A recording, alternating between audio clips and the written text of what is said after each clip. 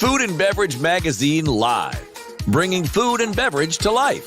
With your hosts, James Beard Award winner Jennifer English and Food and Beverage Magazine publisher Michael Politz. Featuring leaders in the hospitality, branded food and beverage, and CPG industries, many of whom are Jennifer and Michael's friends in the business. For an informal and informative conversation where friends in the business share the latest intel, ideas, and best practices. Live, juicy inside scoop from the tastemakers, newsmakers, bread bakers, drink shakers, spoon lickers, clam diggers, farms, foodies, and friends of the food and beverage magazine world. Here are your hosts, Jennifer English and Michael Politz.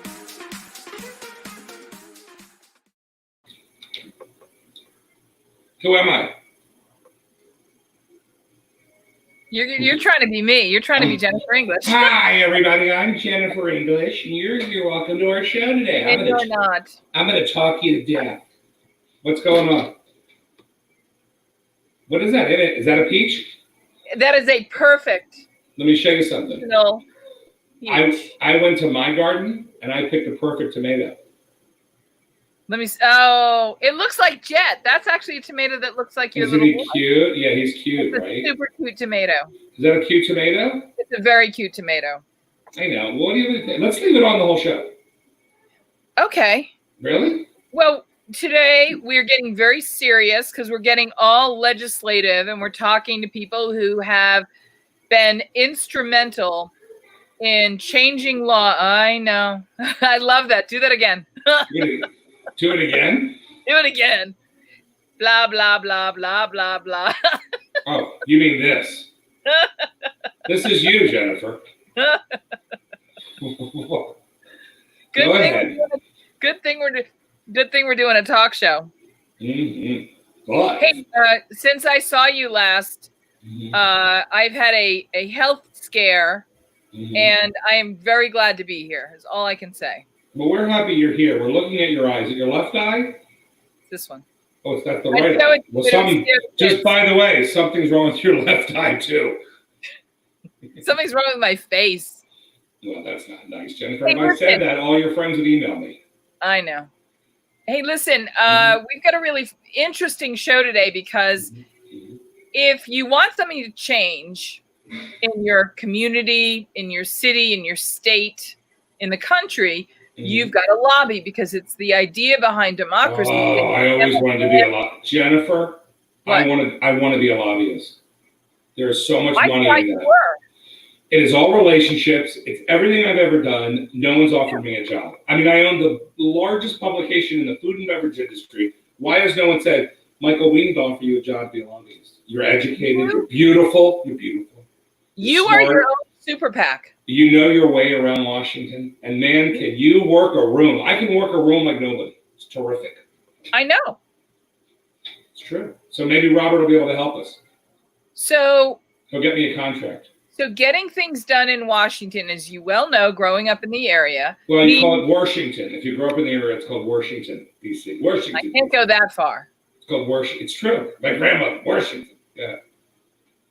The old soldiers' home. Well, I will say my grandparents are actually buried at Arlington National Cemetery.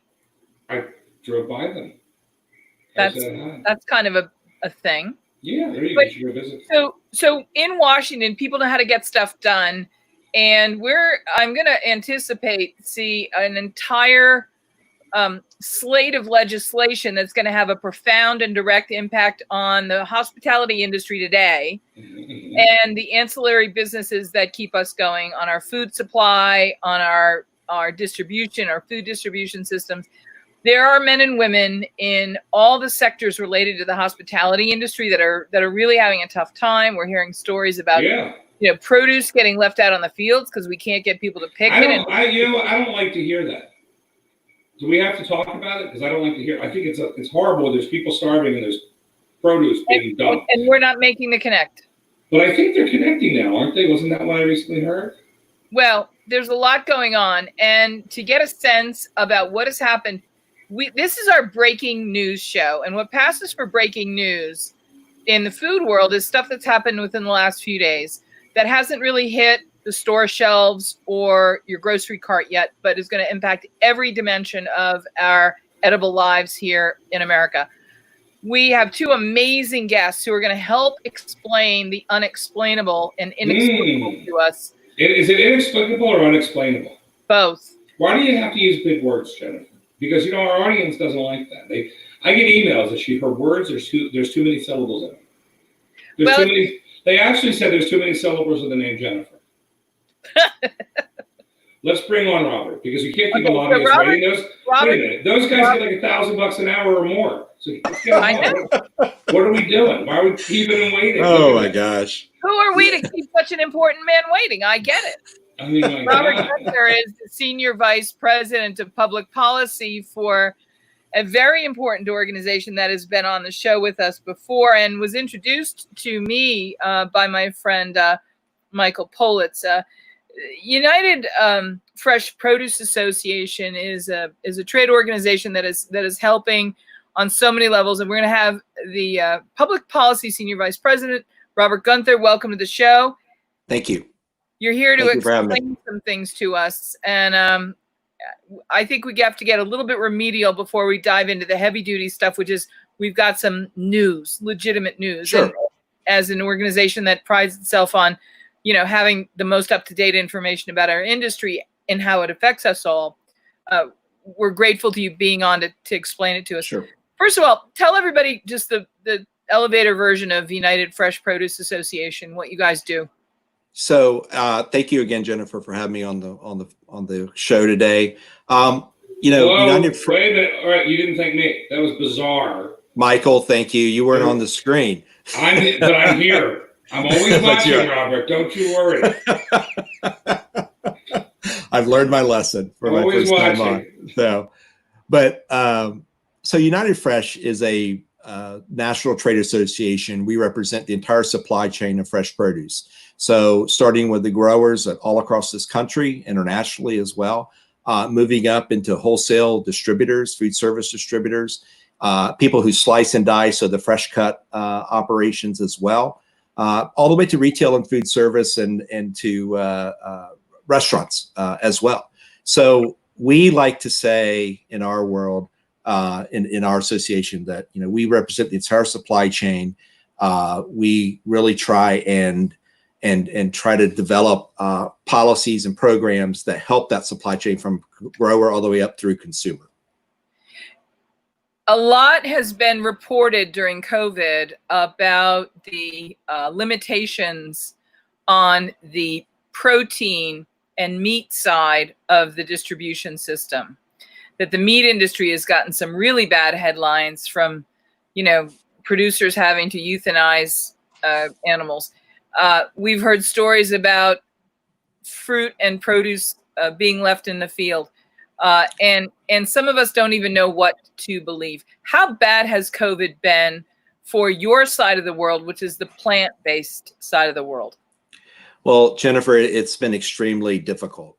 If you can go back and remember back in March, you know, March 13th, Friday the 13th, when literally overnight, or really within a 5 day span, the entire country shut down in terms of different states shutting down through that 5 day period.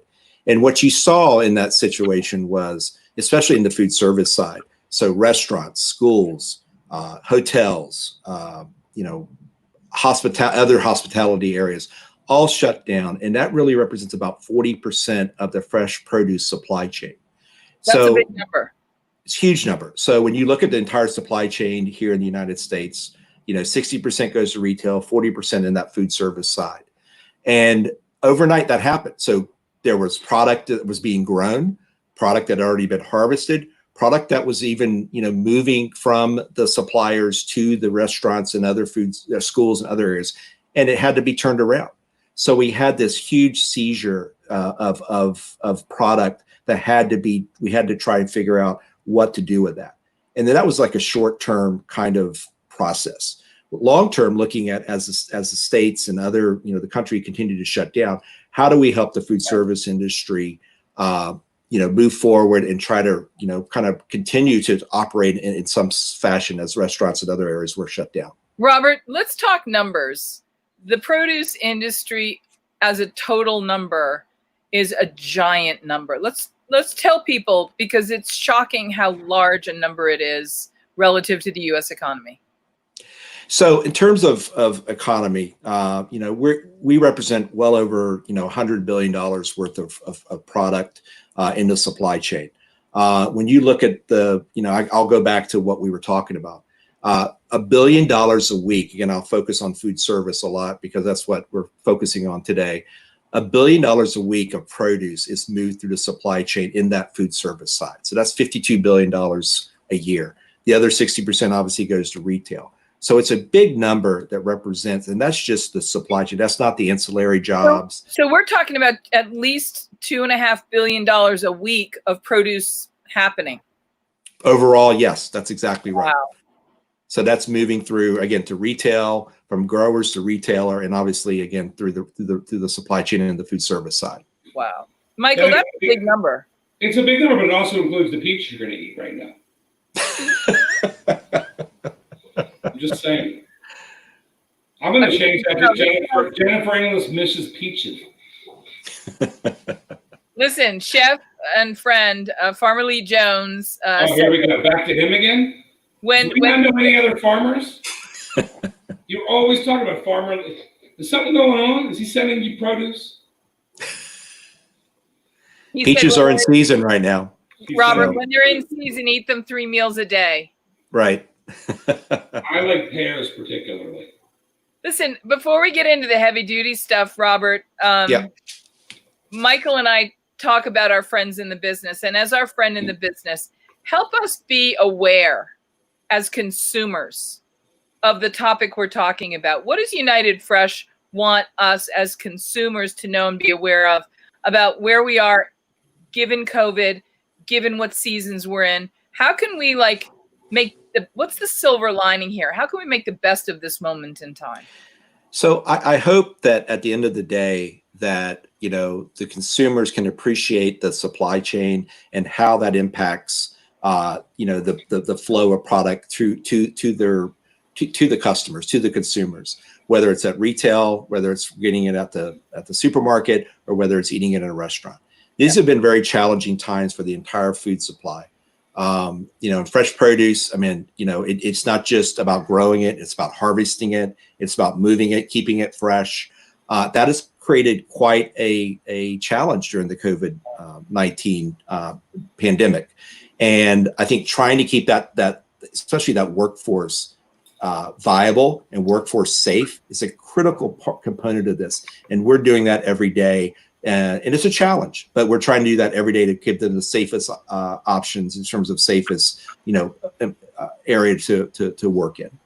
Robert Guenther is joining us. He is the Senior Vice President of Public Policy for United Fresh Produce Association. Recently, there was some legislation that is attempting to remedy part of the problems we face as a produce supply chain. And as part of our hospitality industry, we're part of that. You're part of that. We're part of this together. We're all in this together. What can you tell us about what the problem was that got identified that turned into legislation? So I think the biggest problem we had was, I go back to the situation we had in March, where there was this situation where there was product moving through the supply chain, and all of a sudden everything shut down. Right. And I think what people don't quite understand is that, distributors are not only food suppliers, they are essential financial restaurant customers' needs. Restaurants buy food on payment terms that are essentially, kind of generate revenue from those sales, and then they pay back their suppliers. These are 30 to 60 day terms usually. So when all of a sudden the restaurant food service industry shut down, it really was unable for those restaurants and other food service areas to pay their distributors, and in turn those distributors paying their growers. So it was a huge challenge. The debt is still there. Hopefully as soon as slowly the country opens up, we can get some more equity into the system. But right now we still have that debt. We estimate in just produce alone, about $5 billion of debt is sitting there at this point in time, based on that immediate shutdown of the country. Which a big business can afford to carry, but let's face it, many of the small companies can't. Michael, That's this right. is right up your alley, because Michael is, for all his bluster, Michael Politz is one of the keenest businessmen I've ever met. And I learn more from him every day. And his acumen when it comes to assessing a situation like this, like he zeroes in, like he sees where the problem is. So it sounds like you as an organization have done the same thing and are identifying where the problem is. What did you come up with as a potential solution, and how did you get that into the legislative pipeline? Wait a minute. So, hold on, Robert. First, she's saying that I can do all this on my own, but you as an organization together need to come up with what I just came up with on my own. What does that say about me? She really must like me. She does. I don't even know how that's possible. Every time you do whatever you can for people not to like you, and they just won't stop. Jeez, Jennifer, thank you. So anyway, so when you look at what's happened thus far in the terms of the policy, the legislation, the work on the administration has done, it's really focused on several areas. It's focused on the growing side of the industry. So there's programs right now related to the growing side of getting payments based on losses they incurred, but also at the other end, like on the Paycheck Protection Program. I was going to say, doesn't Paycheck Protection Program already cover you guys? It does at some level, but really where that lost area is that middle food service distributor, and where that funding basically can be used on. It can't really be used in that uncollected debt. So what we came up with was the concept of creating basically a tax credit to offset that uncollectible debt incurred by direct results of the COVID shutdown. It's ourselves, the fresh produce industry, the meat and deli food service industry, the fisheries industry, those who serve that sector of a restaurant, that allows these companies then, if this bill would pass, to potentially give a tax credit, and thus would relieve them of that debt. And then in turn, let's go back a minute. Okay. The farmers, the growers, what do you call them? The growers? Farmers, growers, right. Yeah. Growers. So the farmers and growers supply the distributors, right? Mm-hmm. The distributors pay them. Right. Then the distributors are supposed to then go and say, like Cisco, US Foods, Chef's Warehouse, whoever it is, then go and the retail, or not retailers, but the next level, which would be the restaurants and the grocery stores, then would come to these distributors and pay them for the product, right? That's right. So the money that's missing is where? At the distributor middle level? Because there's none of these people buying this? So where the money is missing basically is where we were in a situation where the distributors had provided credit to those food service. And then in turn, when everything shut down, they didn't have the ability to pay those uncollected debts back, the accounts receivable back. Right. So in turn. And this is so much pain, Robert, that it's not just uncomfortable. This has put you out of business numbers, right? That's right. I mean, we're talking about billions of dollars. Overall, if you look at the entire, and especially with a perishable commodity like we have, in the seafood industry and some of the meat and deli industry, I mean, we certainly have a very perishable commodity, and you can't just, move it to somewhere else. Right. It's going to be lost. Hopefully it gets some into the food bank and the feeding groups, but at the end of the day, a lot of product was lost because of that supply chain seizure during that time. So what happened next? Is this now the law of the land, or is it further down the pipeline? Where do we stand? Because I know we got some notice of news from you guys, and that's the reason we're doing this segment today. So great question. So yesterday, Congressman Darren LaHood from Illinois, Congressman Jimmy Panetta from California introduced the Providing Liquidity for Uncollectible Sales. Say that three times. No, PLUS Act. I'll say that 3 times. So we're calling it the PLUS Act.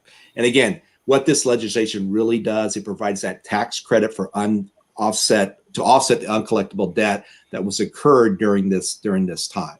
So it really provides a tax credit, and in turn, then allows, once restaurants and other institutional buyers, institutional customers come back online, it allows those companies to then provide credit to those restaurants in other areas where they were may potentially had some uncollected debts.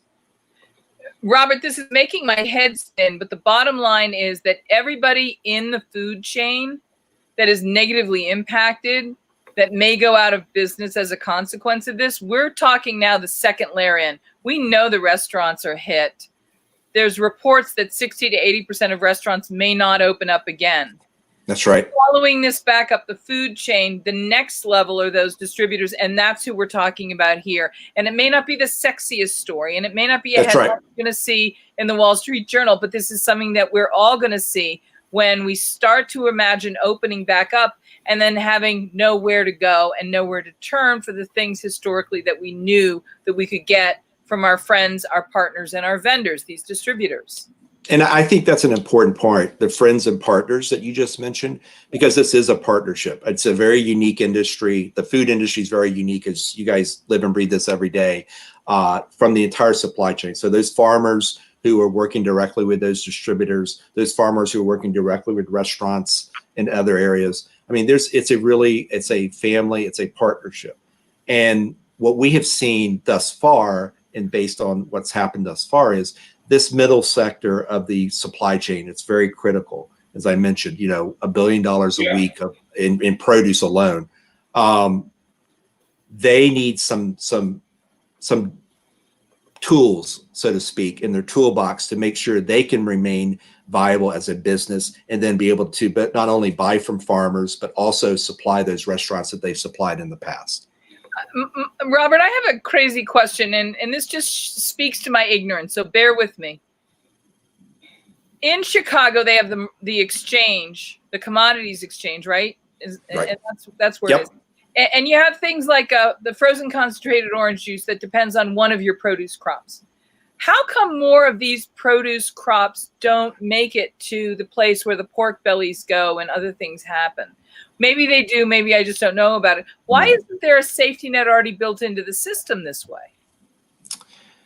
Great. Wow, that's an interesting question. In my 30 plus years doing this stuff, I have never had that question. So it's an interesting question. I would say because of the volume of a product, it's not enough volume to create a futures market, is what you're talking about, the Chicago Mercantile Exchange, things like that. There's just never been a futures market, except maybe for frozen orange juice, as you mentioned, that really creates the volume and interest. Maybe soy. Soybeans, I suppose, would be in that category, wouldn't it? Yeah, corn, soybeans, meat, frozen orange juice. I mean, there's a whole host of other live cattle in that futures market. If we as a culture are turning plant-based, I would imagine that the plants deserve a place on the exchange. Jennifer, excuse me, you're so political. I just stepped in it. I apologize. Well, the other thing is this. Tell us this, Robert. When all this stuff was going to waste, right? Or we know we're talking about the Bible, that it was waste, right? Why couldn't that have been processed and frozen into those kind of plants, right? Like Clarence Birdseye back in the day. Yeah. Just couldn't get there in time? It couldn't get there in time. I mean, I think there's several reasons. Couldn't get there in time. It's interesting, and this is something, again, I've even learned during this pandemic, is that the food service supply chain, and that's, again, from grower to customer, and the retail supply chain is very distinct. They don't cross over a ton. There are some who do, but for the most part, they are very distinct. I understand. So when we had this, again, closure, and people were looking to move product into the retail supply chain, they couldn't manage that. They didn't know who to call. They probably didn't even know who to call, right? Because at some level, you're right. Consumer products and food service products have always never connected. There's this disconnect, exactly. Right? Different customers. Right. Completely different customers. When I have someone that says we want to advertise in Food and Beverage Magazine, it's who's your market? What's your goal, right? Because we, restaurants, hospitality, food service, right? A lot of times if it's CPG and stuff, we really have to focus on how that's going to be, what the message is going to be, right? Yeah. Because it's a whole different market. Yeah. So then the next question is, you can't sell it. You got it there. You can't sell it. It's already been harvested. What happens to it then? And I would say, if, while there was a lot of unfortunate stories of product being in the ground and not being harvested, a lot of that product still was being able to be moved into the emergency feeding institution as best it could. Some of the growers just kind of, said, it's not, I hate to say this, but it's just, the cost of bringing, of harvesting this outweighs a lot of my, business decisions. Gentlemen, we have the incredible chef, Michael Guenther, who's patiently waiting backstage. Can I bring him in this conversation? He's one of the pioneers in the modern culinary hospitality industry. He's a pioneer, Jennifer. Do you know what year that was? How is he still kicking and cooking? He may get upset to call him a pioneer. I want you to go back to the days when the James Beard Foundation was just coming into existence, when the chefs around the world were beginning to recognize that what lay in front of us and what lay ahead of us was substantial and significant. And part of weaving this show together today, we got notice of a piece of legislation out in California that had allowed the previously banned foie gras to come back in. And you may say, well, the restaurants are closed. Of course, what difference? Well, how about High Chef? I mean, you brought him on and you're still going. Hi, Chef. Let's see what he sounds like, Jen. Hi, how are you? Chef Michael Guenther, nice to see you again. Thank you so much. Thanks for having us on.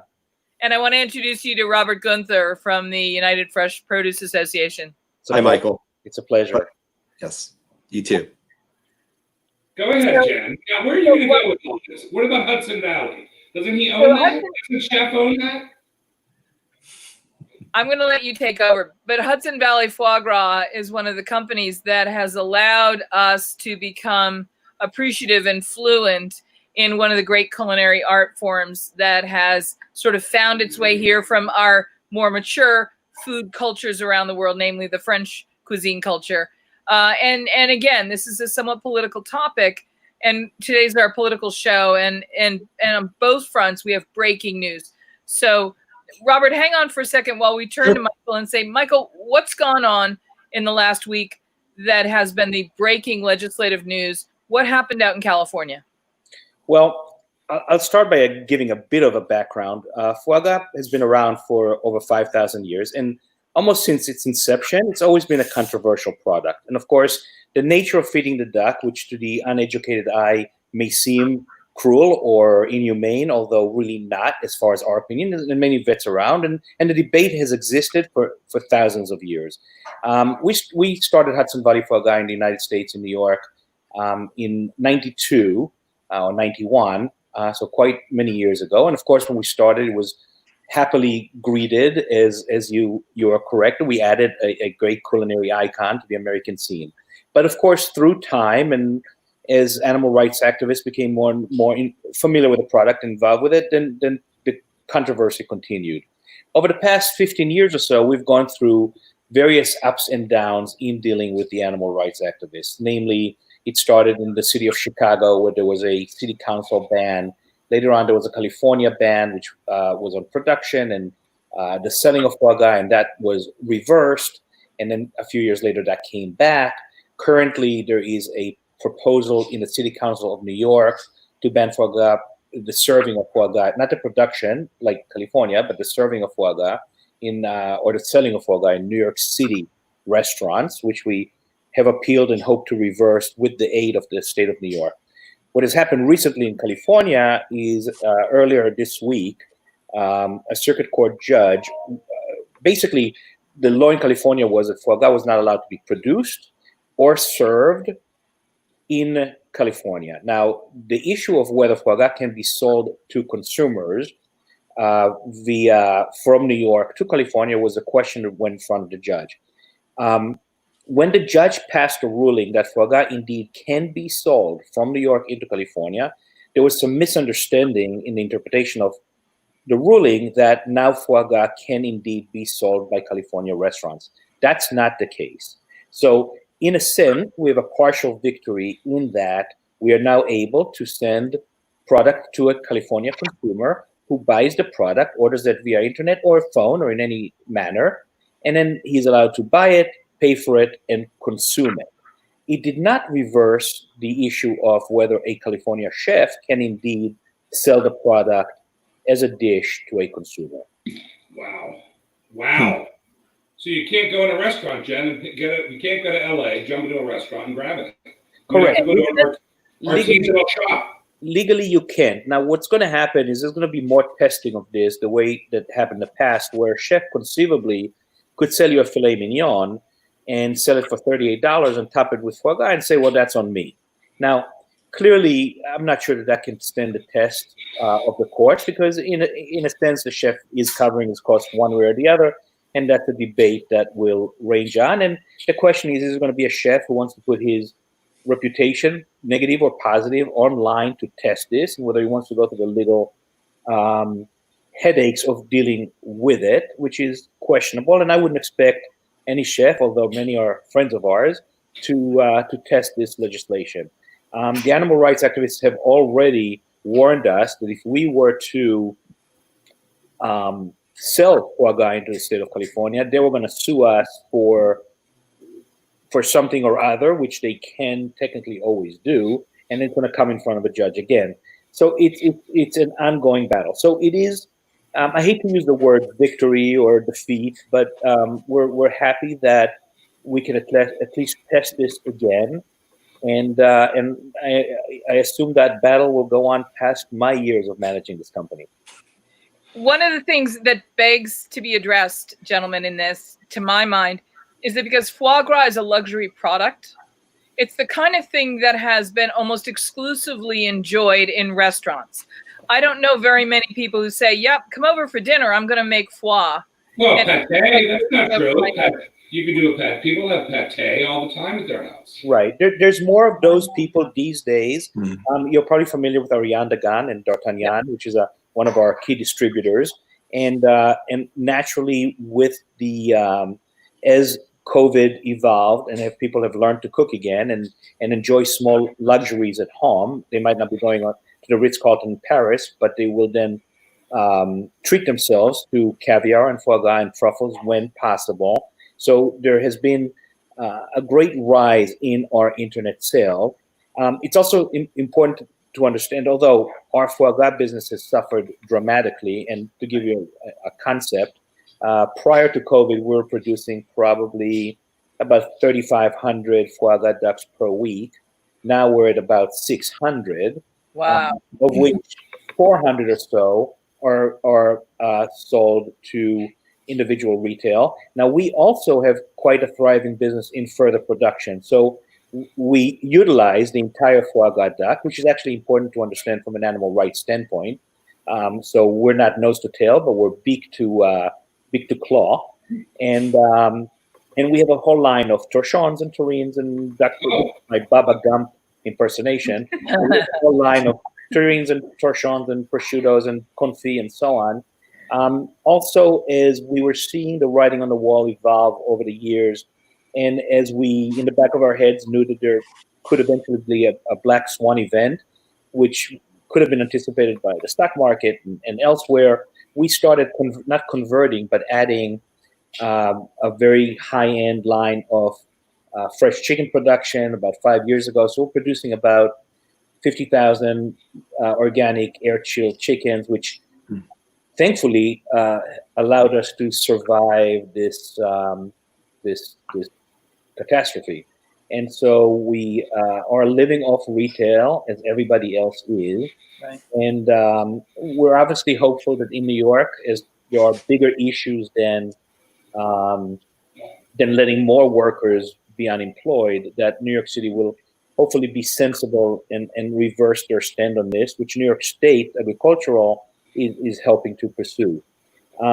Just to address the issue of animal rights for a second, so people understand it, the process by which you produce foie gras, which literally means fat liver, from the two words in French, foie and gras, we actually insert a flexible plastic tube into the duck's scallop and feed it much in the way that the mother would feed its young. Ducks, when they're born, when they're raised, don't eat by themselves. The mother actually feeds them with fish and other things, and actually insert it into the duck's crop. And ducks have a calcified esophagus, which as other waterfowl do, which allows them to do that. The anatomy of a duck is very different than the anatomy of other mammals. Well, ducks are not mammals, but they're mammals like ourselves. And so the process of feeding duck in this manner, we know, doesn't cause harm, damage, or pain. However, the inevitable imagery of a duck being force-fed, let's say, or hand-fed, and when you add that to what, Jennifer, you addressed a little earlier, which is it's a product that is consumed by a very small part of the population, ones who may be considered to be quote-unquote 1%ers, and when you add the two words foie gras, and in light of the attitude of we maybe should not luxuriate and so on, makes it a very, very easy target for animal rights activists. And unlike chickens or beef, which are difficult targets, foie gras is an easy one for all of those factors. And I think the information is greatly misunderstood. And of course, there's science behind it, although we're a country that at this point doesn't seem to believe in science, it seems. But there is science. There's veterinarians, there's Cornell, there's a slew of information. My feeling on it is that people should understand the facts and should judge for themselves. And if they're comfortable with it, terrific. And if they're not, they're not. However, that's where we stand. So I just want to point out, yes to this, but no to that, but they're really not all that different. I mean, let's just be honest. I'm going to be vulgar for a moment, and I don't mean to offend anybody. Don't be vulgar. Stop it. He just called and he said, chef. Go ahead, Jennifer. If we looked and publicized images of animal husbandry at the beginning of a process to address the cattle, and I mean, there are about 100 more horrifying things one could horribilize and weaponize message-wise in the food industry. You know, I mean, you can't just pick and choose what you're going to. You either have to be.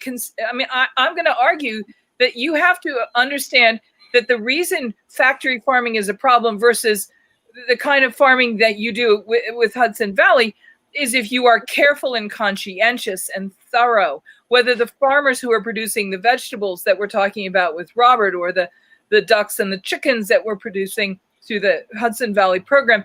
If you're a careful producer and you're respectful at every part of the process, I think that's more important than almost anything else. Which we are, and that part of our production has hardly ever been questioned. We're known to be as careful a producer as can be, and to just put facts behind that, our mortality rates average around just short of 2%. The chicken industry, and this is for foie gras production, right? The chicken industry ranges more like 4, turkeys like 8. We have a caretaker to animal ratio of 1 to 300, which is unheard of in poultry because foie gras is a high-end product. And the more careful we are with production, the better the results are. So the question of how our farm compares, let's say, other foie gras farms or other farms in general has never been questioned. It really, the beginning and end of the debate is the feeding process. That's really directly what it's about. As far as caring, you know, obviously we've heard that argument before. My own personal feeling on it is what makes this country great is that there are people to advocate for everything. Just because someone may abuse dogs doesn't mean you shouldn't abuse cats and so on and so on. So there's people who care about various things, and they all ought to all have a voice and express their opinion. And I'm not quite sure if it's a wholesale process. I mean, I think that, you know, every farming aspect should be controlled and produced and voiced. And you're right that there are probably things that are significantly worse than foie gras, factory farming of pigs and so on. However, thankfully, there are people who look out for everything, and I think that's a good thing. Jennifer, can I show some pictures on how delicious the Hudson Valley duck, the recipes on our website they have? I'm afraid of where we're going with this, but sure. Don't be afraid, Jennifer. I want you to embrace everything I do. Chef. Sure. She acts like I'm one of those chef guys that, you know, run around like maniacs. I'm not a chef, Jennifer. I'm a journalist. I want to show you Look at this. Look at this country pate. Beautiful. And that's bacon, right, Chef? That's bacon on top of that. Most probably, yes. It could be. That's called a terrine, country terrine, and generally it's a mix of pork or rabbit or chicken with some measure of foie gras. Very often, anywhere from 10 to 60%. Beautiful. That's a beautiful dish. Oh, that's from my book, I believe. Yes, I saw that on your website. Yeah, that looks incredible. Yeah, with a little truffle on it. We have a book called Foie Gras Passion, which actually won various awards and was nominated at the Beard House as well. It was published in 2000. That's a classic terrine foie gras. Beautiful. Black-eyed peas. Jennifer, look how beautiful that is. Jennifer, I'm swooning because there are few food. Oh, this is my favorite way to. Oh la la! That's a classic spirit foie gras with, I believe, grilled peaches. Ooh, Jennifer, he said peaches. Yeah, peaches. By the way, I can't help thinking how, in a sense, when I look at you, I almost think I'm looking at myself. I classically wear a black t-shirt just like you, and when I do, and my hair is a little shorter, we have a very similar look. Well, I was going to put these on to become you, and then I was going to call Charlie Palmer on Zoom. Wow. I was going to say, Charlie, what are you doing? Why aren't you ordering more stuff? Yeah, look at that. I love that. Hey, Chef. All right, so I'll do this. Yeah, hey, there's that smile. There it is. Chef, we would love to have you come back on with us in a couple of weeks. And one of the things that we feel compelled to address, and we don't have time to do it today, but let's remind people how possible it is. And I think a lot of people have come into the kitchen during COVID and the quarantine and rediscovered cooking and have been overcoming their fears into a realm of fearlessness about food. I think people are now beginning to realize that they could do this. Sure. That if it's something that can happen, they could possibly enjoy this at home again, especially for our audience. Jay, we can make this at home. This isn't hard to make. Yeah, but you know what, Michael? You got to remember, our audience are members of the hospitality industry. Our readers are members of the hospitality industry. So these are people who love food, and they're going to be inclined to try it. I want to make sure we've got to show them how easy this is to do. Chef, will you come back on and cook with me in a couple of weeks? Absolutely. And Jennifer, just to play a little bit of inside baseball, you probably know we both have a very dear, longtime common friend in the name of Mitchell Davis. Oh. And Mitchell was the co-author, and his first big project was this book, Foie Gras Passion, which he wrote with me just when he started entering the food world after Cornell. And on a final note, as I am the chef also for a restaurant called Lola and work with many chefs around the country and have conducted so many culinary tours around the world and so on, we have some unique views on various facets of the food world, from the economic side to the psychological aspects. And if you ever want to chat about any of them, I'll be happy to come on. And that's why we're here. Yeah, I want David Burke and Michael on the same show. I know, wouldn't that be fun? David is a very close friend of mine, and David and I once had. David has a couple.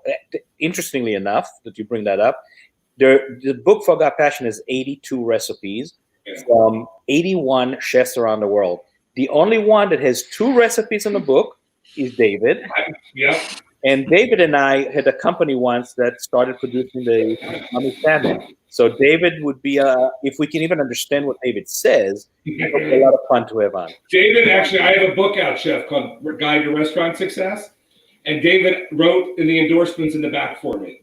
David's a great guy. Yeah. He's probably the quintessential. I don't know if you've had the pleasure of dining at Park Avenue Cafe, which was his first personal owned restaurant. Mm-hmm. And he and Charlie, he's that generation just past Charlie Palmer and so on, who really is, in my mind's eye, the quintessential American chef who started in New York. So, and by the way, I like that you said Charlie is an older gentleman. I prefer to hear it that way. So what you're saying is, and I'm going to endorse that, I'm going to say he's the next generation after Charlie.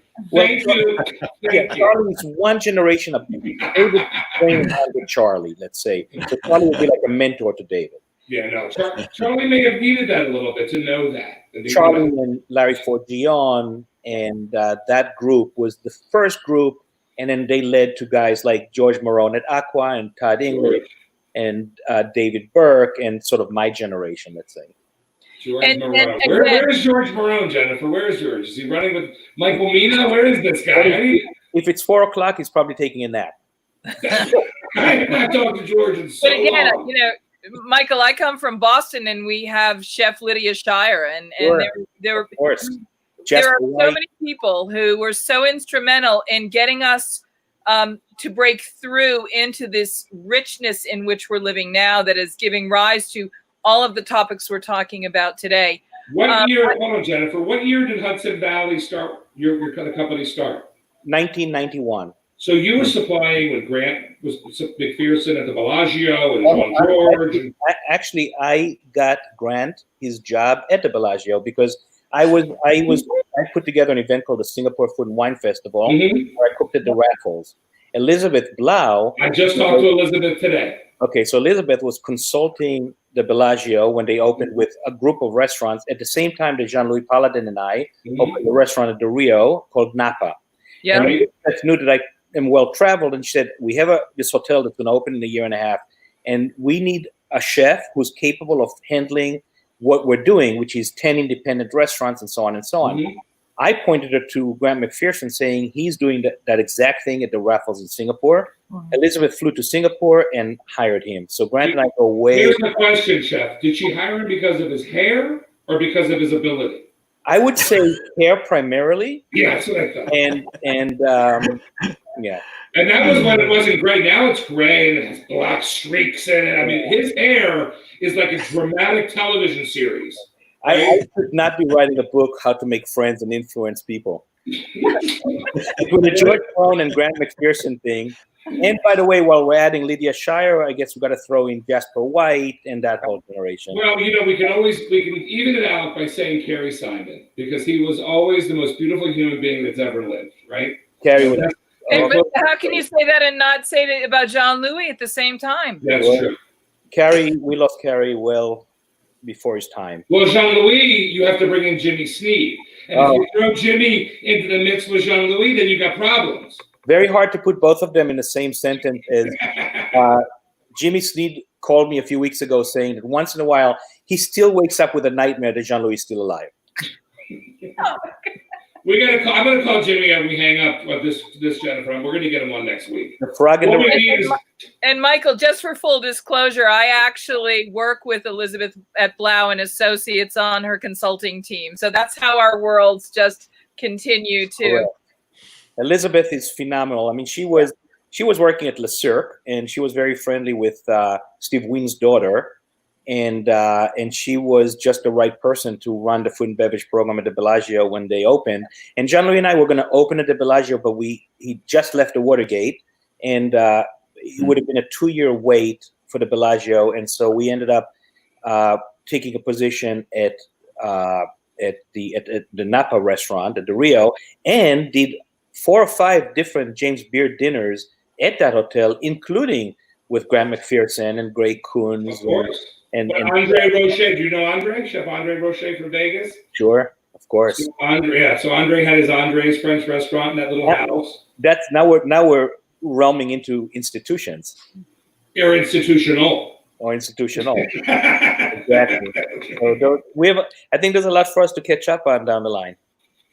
Well, I want to wrap this up by asking our guests, Michael Guenther, Chef Michael Guenther, and Robert Gunther. We're talking about food and politics. Each of you has brought a movement and an attempt to make the world of food be reflective with care and certainly with commerce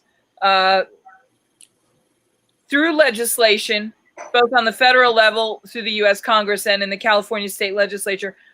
It begs the question, where do we exist in this time when our industry has gotten hit so particularly hard by COVID on the one hand, and yet on the other hand, gotten so much relief from the government?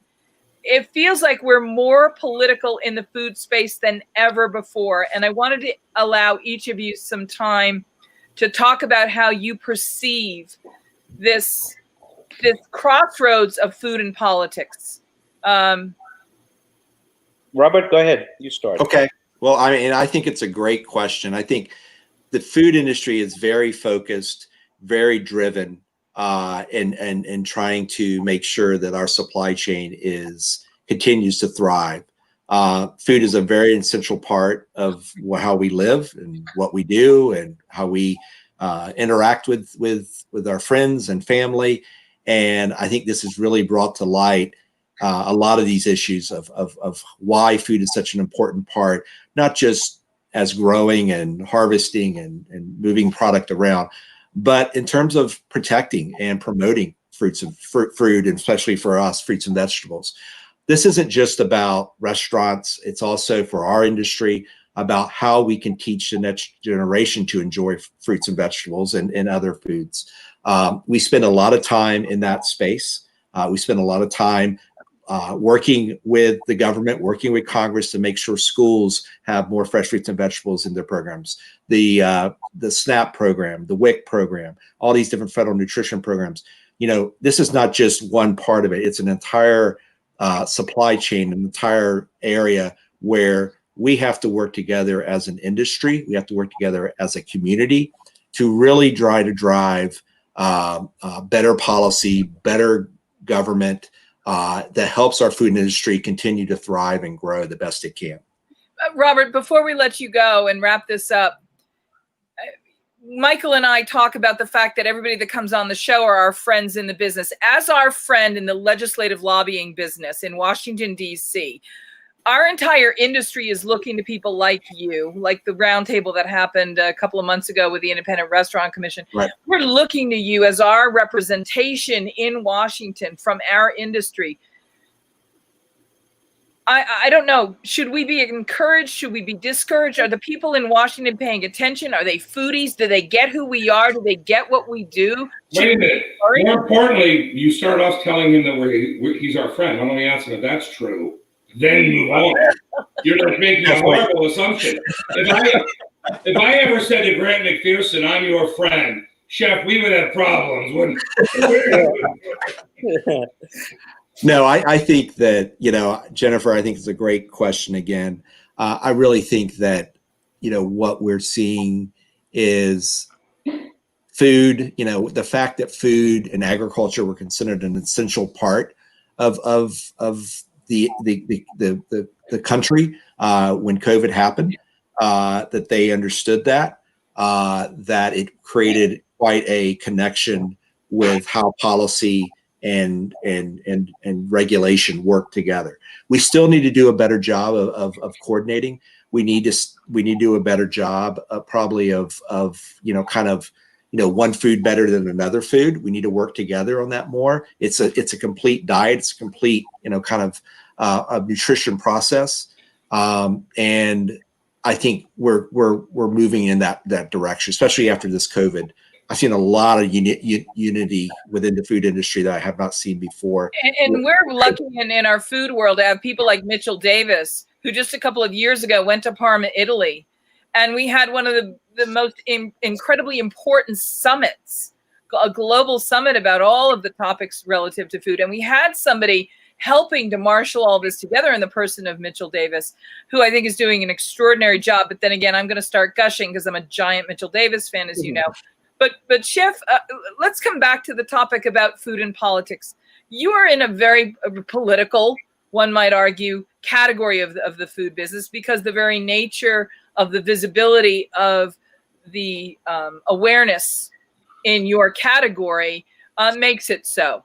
And I wanted to give you the chance to address the question that we posed about food and politics. Do they coexist? And in this time in particular, how do we understand it to coexist? What can we do to understand this better? Well, first, I would be amiss not to thank Jose Andres from Washington, who has been a continued proponent of policy and the culinary world, whether it was defending immigrants who are the base of our industry, to, of course, world food and providing food in places that were very foreign to us, and now it's back at home. And we're continuing to work on policy and the food supply and so on. Now, naturally, government and politics have always had an intersect with the food world, whether you point to the prohibition of the 1920s, to the USDA supervising our food chain, and the FDA, and drugs and medicines and so on. And so there's various crossroads between politics and government and food. These days, naturally, the big questions that will emerge will be, how can policy help our industry, which arguably is the most devastated industry beyond airlines, which God knows will have help from the government, or mega hotel chains, which will also get some help and will survive. Our industry probably is facing, as an industry, the harshest recovery. And some say that 25 to 45% of restaurants will not come back as their former selves. We're facing a wholesale metamorphosis as an industry, Chef, wouldn't you say? Absolutely. Now, I think those spaces that will be vacated by chefs who cannot afford to keep their business will probably be occupied by the next generation of chefs, who will then go on to make new deals with the landlords that fit the circumstance. So I don't think there's so many who claim that the restaurant industry will suffer greatly from the fact that they'll be gone. I'm not sure. The economic supply and demand are supply and demand. That's the rule of all conversations. And so I think that those spaces will be occupied again by chefs who will make less expensive deals with the landlords that make sense under the current circumstances. We know that all those spaces are not going to become retail, as that industry is also on the hooks. So the restaurants will survive, but many of our friends and peers will not survive in their current state. And so the question, and I'm not sure how much more help we're going to get from the government. And arguably, the problem that restaurants have right now, which might be alleviated in a few weeks, and I understand both sides of the coin, is that by paying, as you know, we're not a very high-paying industry, and where cooks were making anywhere from $500 to $700 or $800 a week. Now, between the unemployment and the $600 benefit, they're at $1,100. There's no real incentive for them to come back to work. On one hand, I'm obviously extremely happy that they are making a living. On the other hand, as restaurants start opening soon, there's no real sense of urgency to come back to work, especially in light of all the other issues, the masks, the heat of the summer, the potential reincarnation of the virus in its current form as a mutated form in the fall, the uncertainty that lies ahead. So we do have in my opinion, we have an 18-month challenge in front of us. If you compare this to the Spanish flu of 1918 and so on, although there are obvious differences, we do probably have an 18-month psychological and physical barrier for this industry to come back to its former self. And that's usually how long it takes for people to kind of get over things. If you look at the Chipotle issues, that took 18 months to recover, and so on and so on. But I'm not sure. So immediately, the policy needs to address whether this $600 payment will continue, which I doubt it will.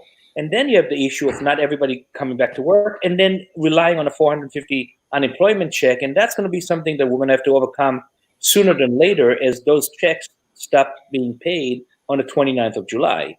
And so we're going to have to see how that plays out. Now, of course, your question, I'm sure, was about farming and legal. And I guess my point is that I think those issues are to some degree going to take a back seat for the foreseeable future, in order to address the bigger picture, which is securing the food supply, making sure that people who are producing our food are doing it safely. They're, inherently lines in processing plants are very efficient, and so they're crowded. They are everything you do not want in an epidemic. And so addressing how those processing plants will go on to produce food that is affordable and efficient while at the same time safe is a major concern, especially if we get another wave similar to the Spanish flu coming in September, October, November, and then you have the regular flu, which on top of which will be this, and it's going to be difficult. So I think policymakers are going to focus on immigration, getting people back to work, how to make it affordable, how do restaurants survive, how does food get supplied safely, and that's probably going to be more of the headlines until we get through this, which I foresee to be 18 to 24 months. One of the things that you've addressed that I think is critical for us to point out is that some of the food that historically has been produced and gone to the Michelin star restaurants all over the country are now in the adaptation pivot going directly to home cooks. You've seen at Hudson Valley that direct to consumer online retail is increasing. Robert, on the produce side, I'll mention my friend Farmer Lee Jones from the Chef's Garden, who is doing these marvelous. Do you have any other farmer? Can we get it, Robert? Can you do something to hit the network and get her some more farmer friends? I mean, honestly, she loves to one guy. Just to address your point, which is important, we had a conference call this morning with all our different department heads, where I traditionally, when our distribution system is we produce and then we use distributors to sell to restaurants, and our priority was to protect the distributors and protect the restaurant, and in turn, retail was almost overlooked or taboo. Michael, taboo. I'm sorry.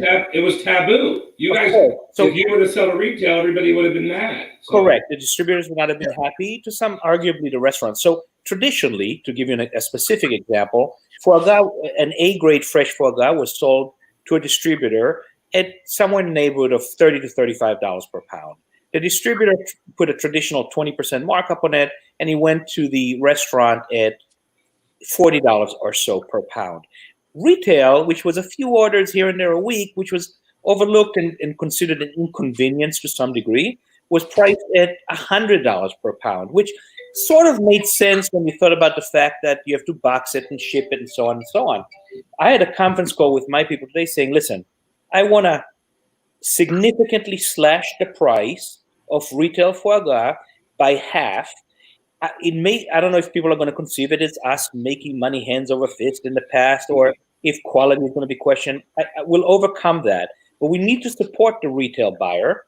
We need to make sure the pricing is fair to the retail buyer. And we need to maybe drive the industry forward in the sense that companies such as D'Artagnan and any competition we have will do the same. Because, again, for the foreseeable future, the retail buyer has come a long way and needs to be supported, and it makes both financial sense as well as mensch sense, and so that's what we're going to do very soon. Are you seeing a lot of your customers opening up to retail that normally wouldn't have? Like I know Chef Warehouse for one, they were opening up to retail, and then we tripled our retail sales since COVID started. Absolutely. Yeah. So I would retail. Yeah, what I would say to that is, to your points about distributor or direct to consumer, I think that was something that in the long term that the distributors had in their mind that to use, but this really accelerated that type of business proposition in the last 4 to 6 months now. It forced the issue. Yeah, exactly. So let's talk silver lining for food lovers, for people who really love and celebrate the culinary arts as one of the capital F fine arts. Being able to bring into your home the kinds of products that historically you could only get or traditionally get from, friends like Ariane and their companies, or going in a very exclusive restaurants, and you had to go out and you had to visit your Michelin and celebrated chef friends in their restaurants to get Farmer Lee Jones produce and Hudson Valley foie gras. And the truth is that today, the silver lining is we can get those things. Now, what do we do with them? And what we're doing is helping our friends in the industry survive. Well, direct. That's the silver lining is multifaceted. We can get as gushy as saying that families are spending a lot more time at home together and are cooking together. We can also talk about the fact that there's major savings. The average American has significantly more savings currently than they did in the past. What's called the M2 money policy. So there's a lot of money that people are actually saving, which you wouldn't think would be the case during an epidemic. And so people are cooking more at home. They're spending more family time together. And at the same time, they're being forced to find these particular ingredients. And odds are they will continue in that path, because even technically, if you can go back to a restaurant, people are probably not going to do it as often. And I think that the fact that they see that you can, instead of buying a lobster roll for $28, you can probably make it for 10 and eat really well while still saving. And because a lot of people are at home and have that time, they're not on vacations, they're not going out, the kids are at home. Those are all arguably silver linings for people. It doesn't affect the restaurant industry well. Although, as you probably know, Chipotle just reported a few minutes ago today, and they've had that stock is skyrocketing, and that company has done extremely well for various other reasons. But there's no question that the eating at home trend will last for some time. People will come back to their old habits, but it's going to take a couple of years. So that's, I guess, some silver lining. This has been illuminating, fascinating. And I knew that if we invited you on, that you could help us explain some of these concepts at the legislative level that is impacting our lives as food friends on the plate. And for that, I'm enormously grateful. I'll give you a last word. Robert, do you have anything else you wanted to add? Can I just show my silver lining? I always have a silver lining go-to, and I think the chef needs to see that. Oh, you have to. Do you mind, Jennifer? No, you have to. Look at this. He's preparing himself. Go ahead. You ready? That's my silver lining, right? Now that, I think that hair has its own zip code. Okay, Chef Brandon Pearson. Yeah, probably Reno. Yeah, Reno. I think when you put Grant and Kim Cantinwalla side by side, I mean, that might be the...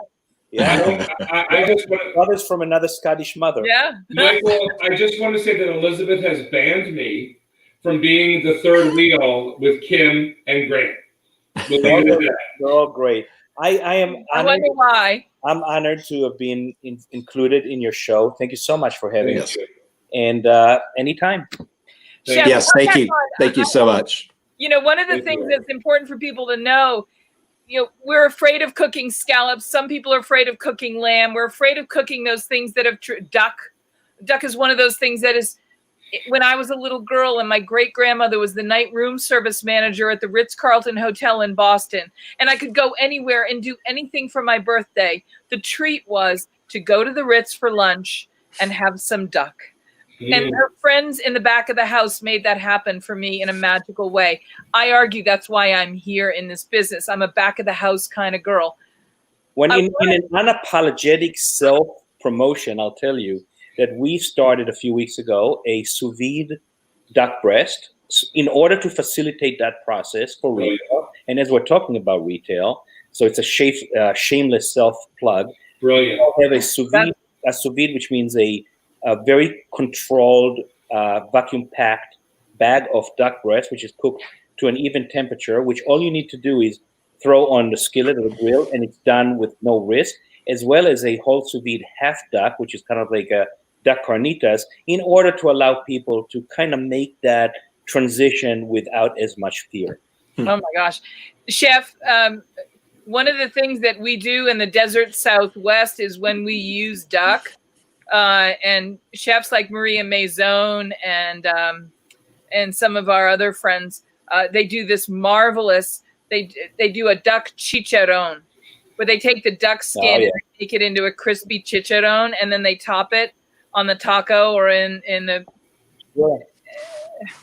It's sensational. We can run through the recipe next time.